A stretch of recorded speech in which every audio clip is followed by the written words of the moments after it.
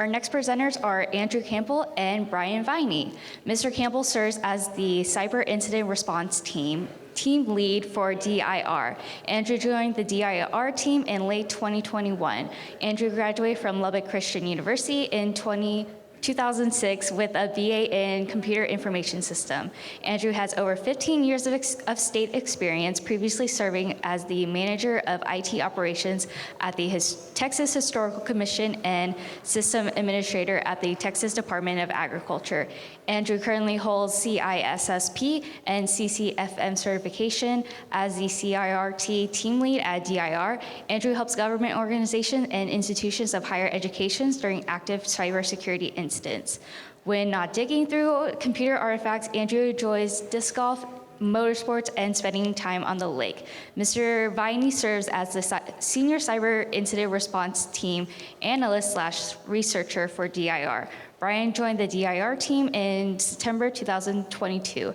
Brian graduated from the Texas A&M Central Texas in 2022 with a Master's of Science in Information System. Brian has over 5 years of state experience, previously serving as a cybersecurity analyst at the Texas Department of Insurance. Before his state service, Brian served as a signal soldier in the U.S. Army for 11 years. Brian currently holds the CEH certification. Please welcome Andrew Campbell and Brian Viney. Thank you very much, and thank you for that introduction. Also, a big thank you to CEQ for the invitation to be here today. It's a great honor to be here and to speak with y'all. Thank y'all for attending as well. As mentioned, my name is Andrew, CERT team lead for the Department of Information Resources, and Brian Viney. Quick raise of hands. Who's heard of DIR before? Anyone? Okay, well, you're in for a treat. So it's not DIR, it's DIR. And that's the Department of Information Resources. We're a state agency here in Austin. We're located on about 15th and Enfield is our office in the Clements building. And we're charged with leading the state's technology strategy. We have a large contract off which a lot of the state agencies are mandated to buy off of. And we're looking at innovative and cost-effective solutions to provide to all levels of government, including you guys here today. Within the Department of Information Resources is the OCISO office, and that's the Office of the Chief Information Security Officer, led by Ms. Nancy Ranasek, the state CISO. Within our department, there's 4 deputies, and if we go back here to our approach here, it correlates to this quad chart on the right here. We've got our security services where we offer those fun mandatory security trainings. We also offer pen tests to those that are also mandated to have it or just want to purchase it for their organization. Again, I mentioned we have a large purchasing contract on STS, as well as some multi-factor authentication offerings. Over in GRC, or Governance, Risk, and Compliance, we have our security controls catalog. We have our Spectrum system, which is used for a myriad of things, including mandatory incident reporting. We have our cybersecurity framework that's offered, and TexRamp is for cloud vendors that have been vetted by the department and are offered for sale. In cybersecurity coordination, I have a couple slides on this. We'll talk about the Texas ISAL. They also offer those fun security awareness trainings, and we also have a cybersecurity council within that silo of OCISO. And again, I'm in the security operations part, so I'll speak more to that here in the coming slides. So security operations and our CERT programs, what's offered? Our main objective is cybersecurity threat intelligence and analysis. We do offer support to entities that are experiencing a cybersecurity incident. We have a myriad of capabilities, including computer forensics and analysis, as well as dark web monitoring and support and guidance during an active incident. One of the things, though, that we like to do is we like to get out before an incident occurs, and we conduct tabletop exercises. And what this is this is just a simulation of a cybersecurity event. We propose a handful of questions to you and your organization, and we'd like to see what resources and support within the organization are offered and how you would respond to it. If you'd like to learn more about these tabletop exercises, you can email this email address on the screen there, cert@dir.texas.gov. We'd be happy to talk to you about that. There are a bunch of pre-packaged tabletops. So members of the Texas ISAL, which I'll talk about here in the next couple slides, can log into the Texas ISAL portal and download these tabletop packages for free. They include things such as the scenario themselves, as well as facilitator instructions and supporting documentation. And one of our really cool things is called the DIR Incident Response Team Red Book. And what that is it's a guide to help you start a cybersecurity incident response program. Even if you have nothing, it has a bunch of templates that can get you started. You just have to fill them out and then work with your organizations to implement it.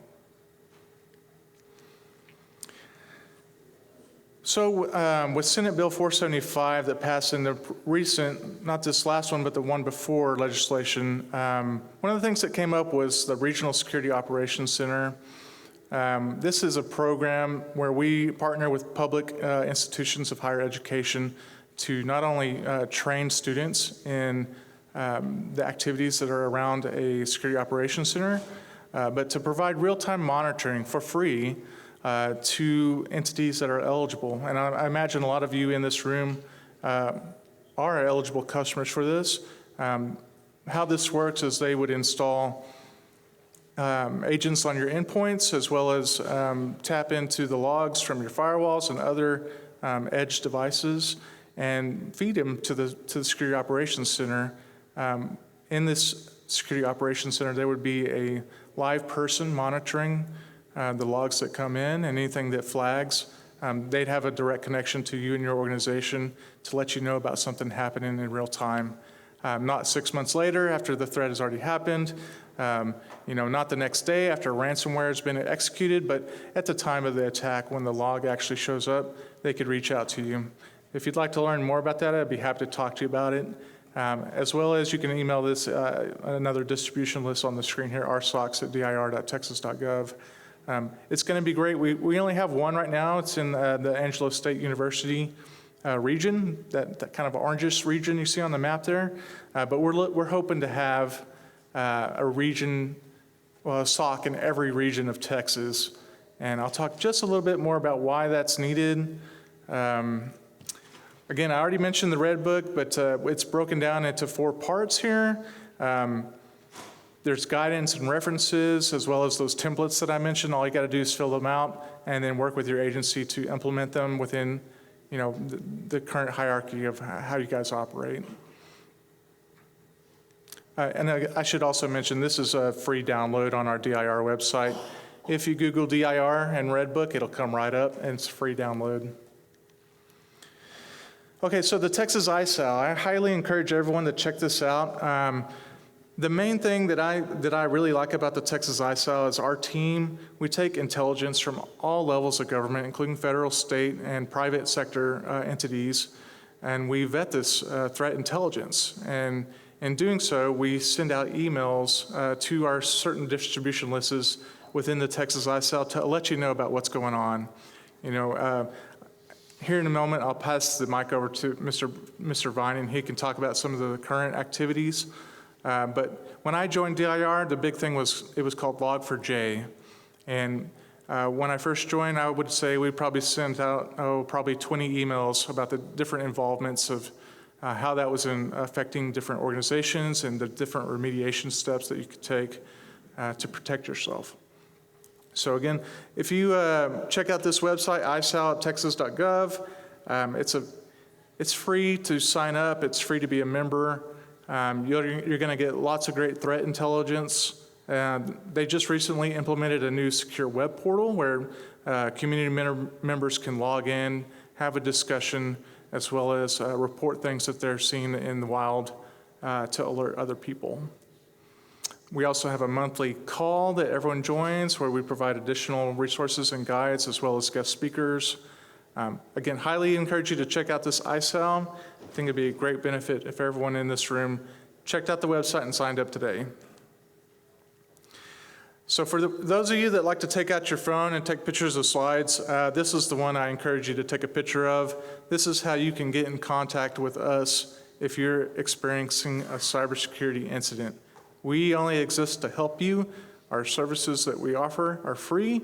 If we can't help you, we redirect you to someone on our contract that's a paid service that's offered at a very highly competitive rate. Again, CERT team services are free to you. And if you call this number, it is monitored at 24/7. I'm not going to say I'm going to answer the phone at 2 in the morning, but if you leave me a message, I'll call you first thing in the morning when I wake up. We're here to help you. And what we do is we provide support and guidance during this situation. We'll talk with you about, do you have cyber insurance? Do you have resources? How are your backups? Where's patient zero in this incident?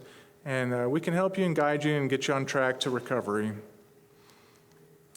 This is the diagram of an incident response. It starts with first just determining that you're having an incident. Right away you need to get to your leadership involved, talk with your legal counsel, call your insurance provider if you have cybersecurity insurance, make a police report. If you're a school district, I don't imagine anyone in this room is, you're required to report to TEA. Data breaches over a certain threshold must be reported to the OAG. Anything involving elections has to be reported to the SOS. And of course, we want to know about it all the time because we use this data to get more funding to help other organizations across the state of Texas. So if we don't know about it, we can't help you assist you with it, but it's great when people do share things with us. The Texas Voluntary Incident Response Team was another addition after Senate Bill 475 came out. The purpose of the VERT is to have volunteers across the state of Texas. And its origins go back to August 2019 when there was a ransomware attack against, I want to say, 25 local entities, around 25. And at that time, most CISO, we weren't as big as we were today, but we managed to get someone on site at each one of those entities that was affected by ransomware. But in our lessons learned after the incident was said and done, we thought, well, what if it was 30 entities? What if it was 50 entities? What if it was 100 entities? How could we help each one of these entities during this time of need, during an active cybersecurity incident? So the VERT was stood up again from Senate Bill 475.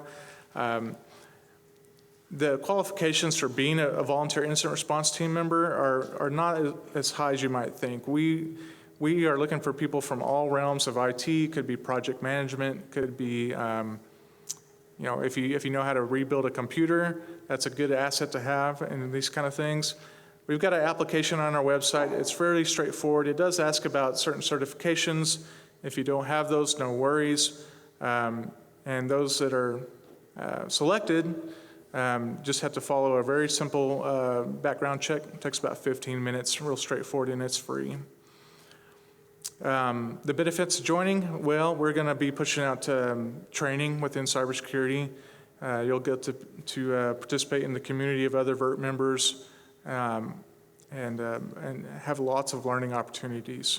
So check them out if you're interested in that, or if you know someone, say someone in your family is in the cybersecurity, please reach out to us at texasvert@dir.texas.gov. We'd love to have your application and help protect our great state. One thing I didn't mention was for the VERT, you're never obligated to actively respond to incident if you're asked to. It's only at will, and it would only ever be activated if the governor signed an emergency declaration or if a large-scale attack against multiple entities was occurring. So pretty high stakes there for us to get engaged, but I think it's an important community, and thank you all for checking that out. So I want to talk a little bit about cybersecurity best practices. We're starting our cybersecurity program here, and bottom left image here is the NIST incident lifecycle. Again, I really like being in this preparation phase, working with y'all in tabletops. Once an incident does occur, though, you move into this detection and analysis. You try to figure out what's going on. Once you kind of have an idea of what's happening, you move into containment, eradication, and recovery. Once you recover, you got to take all these lessons learned from the incident and kind of spread the knowledge so that it doesn't happen again. We do have this flyer on our website. It talks a little bit more and has more resources if you'd like to check it out. This is another slide on the Red Book contents. Again, it's mapping again to the NIST incident response lifecycle. Highly encourage everyone to check out this Red Book. If you don't have a cybersecurity incident response plan, again, it's a free download on our website. Just Google DIR and Red Book, and it's going to come right up. It's a free download. Plug in your name, plug in some contacts, start working with your agency on having a plan should something ever happen. And with that, I'm going to pass it over to Brian Viney for a quick cyber threat attack type overview. Thank y'all.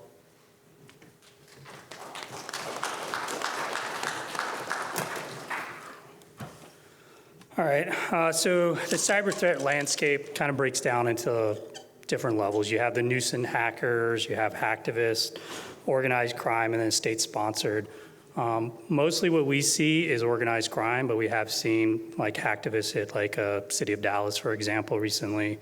But there are some nuisance hackers out there that just like to deface like a web page or something like that. More embarrassing than anything, but not actually going after anything sensitive. The hacktivists have actually gotten a hold of some sensitive information. Organized crime, we're talking about like ransomware. So big ones right now is Lockbit, Royal, those type of guys. State-sponsored, they're out there. Those are gonna be like your Fancy Bear, your Cozy Bear, Lazarus, which is North Korean. The other two are Russian. Those are going after like state secrets and stuff like that. But they tend to hit a lot of different areas, not just government. So like we said, website defacement, this attack, mostly it's a vulnerability in the website of some sort where they're able to get a hold of the website and make changes to it, post stuff to it, stuff that's just embarrassing. Usually they're not getting into your network directly and stealing data. This is more just about embarrassing and hurting the brand. This one we don't see that often. It does happen still. A lot of times they'll say website defacement, but it really all they are is they're uploading a file to a site that anybody can upload a file to and then claiming website defacement. That's mostly what we see nowadays. What we see a lot of is phishing and spear phishing. This is probably the #1 threat vector. This is how they mainly gain access to systems, get credentials, and then log in via VPN or RDP or however remotely they can get into your system. Security awareness training does help prevent this, but you're never able to get 100%. I've had people that clicked on every campaign I've ever run, simulated campaigns. So there's somewhere around 3 to 8% of your employees are just never going to understand it. And that's why enabling multi-factor is key. Very rarely, we've never seen anybody hit by ransomware that had MFA enabled. Zero-day vulnerabilities. These are the ones you really can't do anything about. We're going to talk about the most recent one, which was with MoveIt, that the Clop ransomware group hit recently. This is a vulnerability that there's no patch for it. It's unknown to the publisher or the vendor. And if they can take advantage of this, it has a huge impact. And we'll talk about that more in a minute. You can reduce like privileges that will help mitigate it. On IPS, an intrusion prevention system will help. WAFs might help. But really, you're going to need backups because these have a very large impact. Ransomware. So ransomware is probably not the way that most cybercrime gangs make most of their money, but it's the one that gets the most attention. The way they get in is via phishing emails, Remote management tools, i.e. Remote desktop protocols, anywhere, was it PC Anywhere, stuff like that, where you can remotely get into a system. And of course, 0 days, but 0 days you can't really do anything about. Another one that's come up recently, it really started in December of last year, which is SEO scams or SEO fraud, which is search engine optimization. So they pay the search engines to have their results show up as #1 in your Google search. So say like you're trying to download a VLC player for Media Player, right? You click on the first link, but they have paid to have their link show up first, and it's a fraudulent link that goes to malware, and so you download malware as opposed to the actual VLC player. This is being used by some of the big ransomware groups like Royal, I think was the first one to really be known to do this, but it's caught on. Google tries to stop it, but they can never stay ahead of it, and it's still a problem today. So how do you mitigate stuff like this for ransomware? Provide security awareness training for phishing and that type of thing. Limit access so that people can install software. Normal user account can install software. That would be an example of that.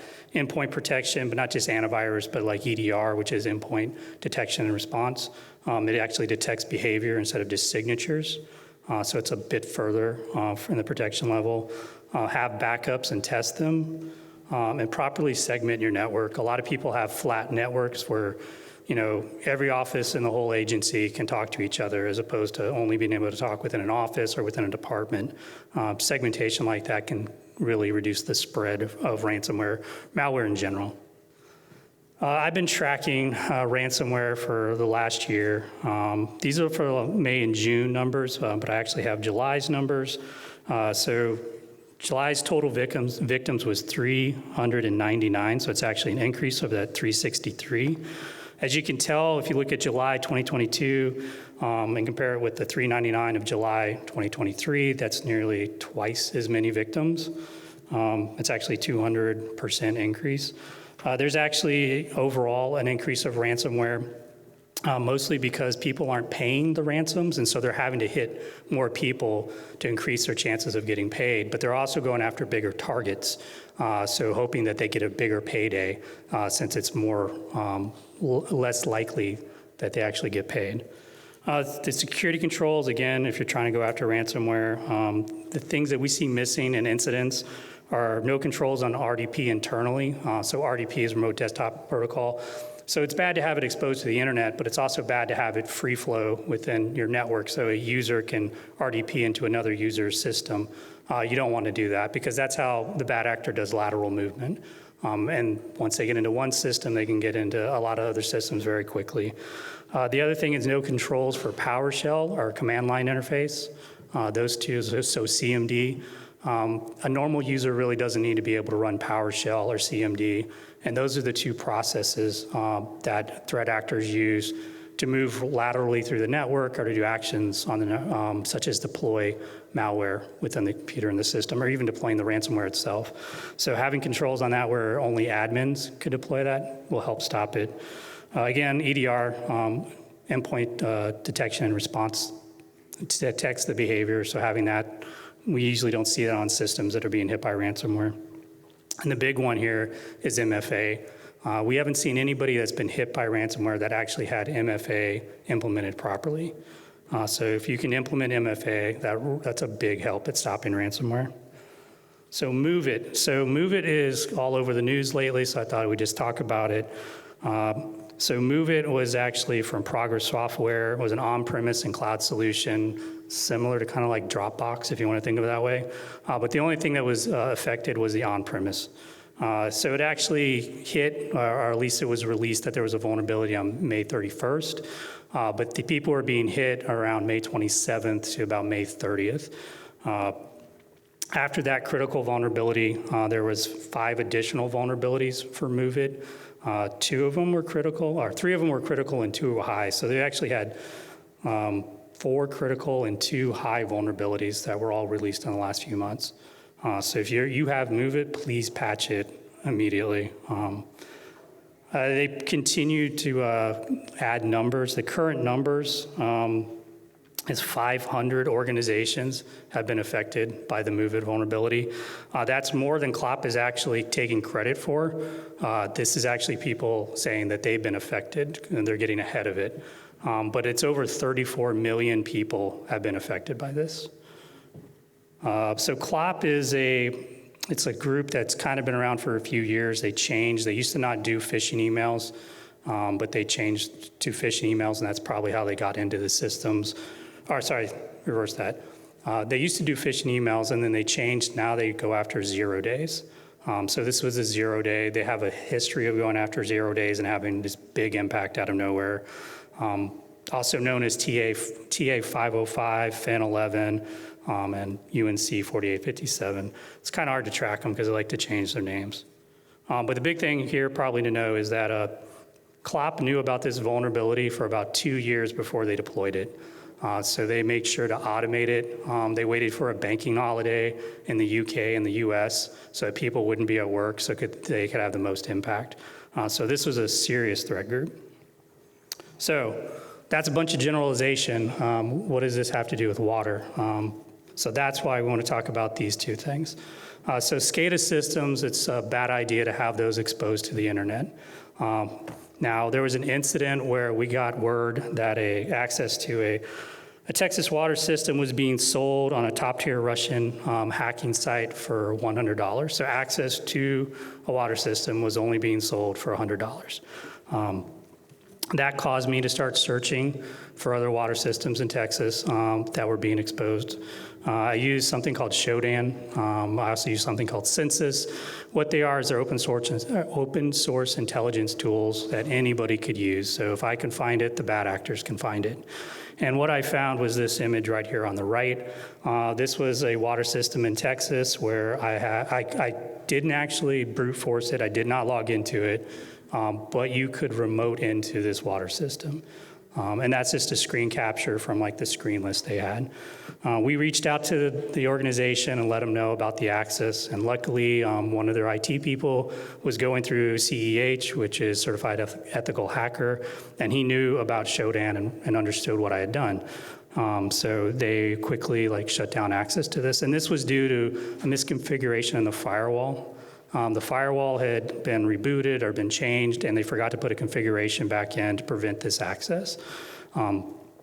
So yeah, this is one of those things that if they had logged in, they could start messing with that system, and that could be bad. Another one that I found during that same search was a remote desktop. Was open on another water system in Texas. And this one was more than just a remote desktop, which is on port 3389, or that's all technical. But you could also do a web remote into this system. So this had multiple ways of getting into this system remotely. So again, we contacted the organization, and in the meeting, they actually shut this down. And this had to do with the vendor had been contracted out, and the organization didn't know that this access was actually there. So we actually pointed out to the organization, and the vendor immediately took care of it. So that's just kind of the threats that are out there. Had they been able to actually get in there, they would have been inside the network and been able to mess with the water system. Now, supporting resources. So these are informational resources. You have the guides on the right there, if you get these slides, these are all links you can click on for the Red Book, the service guides, what the OCISO can actually do for you, technology legislation tracker, if we were in session, that type of thing. And then there's some stuff in MSISAC and CISA.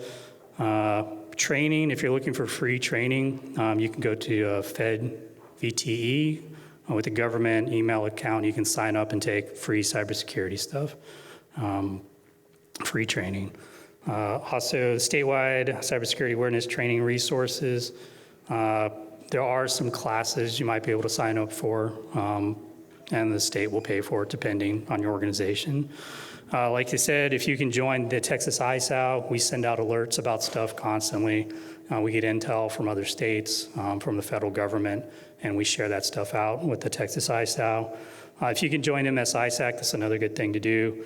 MSISAC has some free services. They'll do something called a cyber hygiene scan for you. Oh, sorry, that's CISA. But either way, MSISAC has some other free services, like for DNS. You can use their DNS, and it will help block access to malicious domains. But CISA will also do the cyber hygiene, where they'll scan your external-facing IP addresses for vulnerabilities. And then InfraGard, that's an FBI-run program. So if you want to sign up for that, you can get some intel that way too. More information, how to join ISAO, you can go to that website, that email address. If you have a phishing email, you can send it to security_alerts@dir.texas.gov. That's actually a different team, but what they'll do is they'll explode that email. They'll identify all the IP addresses and bad phishing links and everything like that, and they'll apply all of those blocks to the state network. That may not help you, but it does help the state, and then they'll inform you about, yes, this is a phishing email or not. And those are the numbers for the incident response support number. And then, you can join your TAC, your TML, TASB. And that's all we had. Does anybody have any questions while we're here? Do we have time? We have a few from the virtual audience. Are DIR services available to the contractors that service a MUD's jurisdiction? The contractors, no. But municipal water district, is that what? Yeah. The water district, yes. So if the water district asked us for support, we could do that for them. Okay, thank you. And how much time does it take to conduct a tabletop exercise? It depends on the exercise. It can be as quick as an hour, depending on what you want to do. We've done website defacements. We've done like a lost laptop, phishing. Like, it all depends on what you want to do. But we could be an hour. It could be longer. Depends on how much the audience is engaged in it. Okay, and one last one. Does Texas ISAO work in concert with InfraGard? Does a jurisdiction need to be involved with both? It probably would help. So the Texas ISAO isn't going to get the same intel that InfraGard does. So I would probably, I would be signed up for both. But yeah, there might be some overlap if you do that, but it's better to have too much information than not enough.